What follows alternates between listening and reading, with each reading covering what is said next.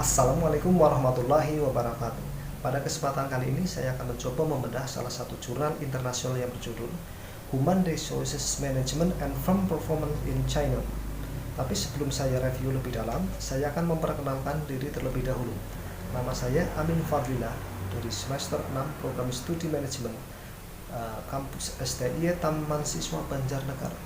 Maksud dari pembuatan video ini adalah untuk memenuhi ujian akhir semester mata kuliah seminar manajemen dengan dosen pengampu Ibu Ratna Suryani SPSI MSI MM.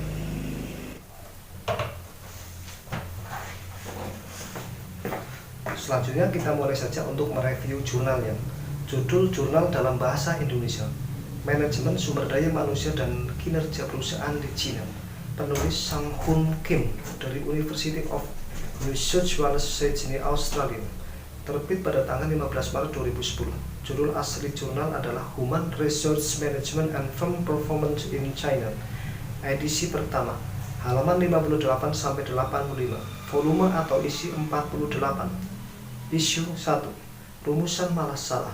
Studi ini meninjau artikel yang baru-baru diterbitkan antara tahun 1992 sampai 2008 di jurnal akademik utama dalam bahasa Inggris dan Cina, dengan fokus pada topik paling penting dari manajemen sumber daya manusia strategis, hubungan antara manajemen sumber daya manusia dan kinerja perusahaan. Studi ini memutuskan bahwa penelitian manajemen sumber daya manusia strategis memperluas model sebelumnya dengan mengidentifikasi variabel, modelisasi, dan mediasi tambahan. Kami merekomendasikan penelitian di masa yang akan datang dalam bidang ini agar lebih responsif terhadap masalah metodologis yang muncul di lapangan dan lebih memperhatikan masalah spesifik Cina yang mungkin memiliki konsekuensi organisasi yang signifikan. Tujuan penelitian.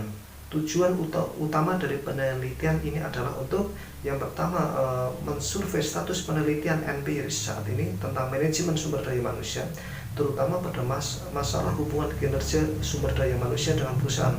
Yang kedua, untuk membatasi ruang lingkup penelitian. Penelitian ini berfokus pada studi empiris yang diterbitkan oleh jurnal akademis utama. Diwawancara secara statistik menunjukkan bahwa fokus di Cina daratan lebih daripada yang terlibat di wilayah Cina besar lainnya seperti Hong Kong, Macau, dan Taiwan, karena SDM di wilayah Cina lainnya telah dipengaruhi oleh lingkungan kelembagaan yang berbeda dengan lingkungan di Cina daratan. Sampel yang dipakai adalah artikel-artikel yang meneliti hubungan antara SDM dan kinerja di Cina. Penelitian ini pertama-tama berusaha untuk mengkodekan artikel-artikel pada sejumlah dimensi. Ringkasan artikel disediakan pada dua tabel. Beberapa temuan yang lebih menarik sehubungan dengan adanya tren keseluruhan dalam literatur tersebut. Metode atau penelitian mengenai metode pengumpulan data. Semua studi pengumpulan informasi SDM melalui survei di lapangan. Item survei diklaim konsisten dengan studi SDM di sana seperti Dictionary and Data. Metode standar validasi lintas nasional adalah terjemahan balik.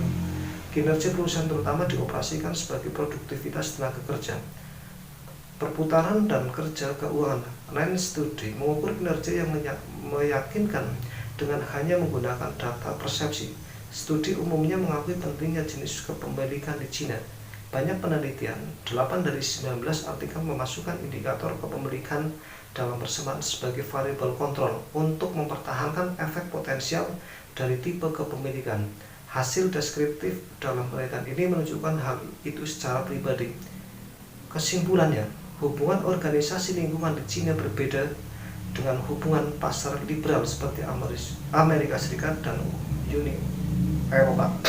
Di Cina sendiri, batas antara perusahaan dan pemerintah kurang didefinisikan, meskipun marketisasi dan telah mengubah sifat hubungan bisnis pemerintah secara mendasar. Pemerintah daerah dan pusat masih memiliki pengaruh kuat terhadap banyak aspek manajemen organisasi ekonomi. Oleh karena itu, perusahaan mungkin tidak perlu memiliki otonom untuk secara strategis memilih kebijakan sumber daya mereka. Selain itu, faktor-faktor non-pasar seperti hubungan bisnis dengan pemerintah memiliki dampak signifikan pada kinerja perusahaan. Oleh karena itu, ada kemungkinan bahwa hubungan antara SDM dan kinerjanya mungkin berbeda dengan ekonomi transisi di Cina. Yang beda jurnal yang bisa saya sampaikan. Mohon maaf, masih banyak kekurangan. Untuk kritik dan saran, silahkan tinggalkan pesan di bagian kolom komentar di bawah ini. Jangan lupa like dan subscribe untuk mendukung channel saya. Yang terakhir, mari bergabung dengan kami di STIE Taman Siswa Banjarnegara. Kalau ada kampus yang lebih dekat, ngapain cari jauh-jauh? Daftar dan buktikan sendiri di sini bersama kami. Terima kasih. Wassalamualaikum warahmatullahi wabarakatuh.